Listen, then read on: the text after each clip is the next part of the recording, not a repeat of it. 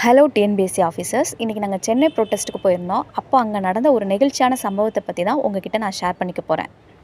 திருவாரூர்லேருந்து ஒரு சகோதரி வந்திருந்தாங்க. அந்த சகோதரி பேச ஆரம்பித்ததும் நம்ம மனதில் இருக்க அந்த ஆதங்கத்தை அப்படியே பேசுகிறாங்க அப்படிங்கிற ஃபீல் நமக்கு வர ஆரம்பிச்சிது. கொஞ்ச நேரம் கழித்து அந்த சகோதரியோட பேச்சு நமக்கு கண்ணில் இருந்து கண்ணீர் வர ஆரம்பிச்சிச்சு. ஏன்னு சொன்னால் அவங்க சொன்னாங்க, அவங்க தந்தை சென்ட்ரிங் ஒர்க் பண்ணுறாங்க. அவங்களோட ஒரு நாள் வருமானத்தை வச்சு தான் திருவாரூர்லேருந்து நான் இங்கே சென்னை ப்ரொட்டஸ்ட்டுக்கு வந்திருக்கேன் அப்படின்னு சொன்னாங்க. அவங்க அப்பாவோட ஒரு நாள் வருமானம் 1000 ரூபான்னு அந்த பொண்ணு சொல்லியிருந்தாங்க. உடனே அங்கே வந்திருந்த சீஃப் கெஸ்ட் திரு ஹிதயத்துல்லா அவர்கள் 1000 ரூபாயை பயிற்சி நிறுவனர் சார்பாக அவங்கக்கிட்ட கொடுக்க வச்சாங்க. அதை பார்த்த உடனே ரொம்ப நெகிழ்ச்சியாக இருந்தது.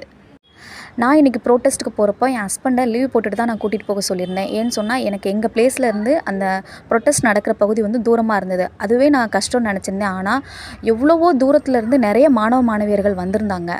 உண்மையிலே ரொம்ப நெகிழ்ச்சியாக இருந்தது. உங்கள் சார்பாக நான் அந்த சகோதரிக்கு கொடுக்க விரும்புகிறேன்.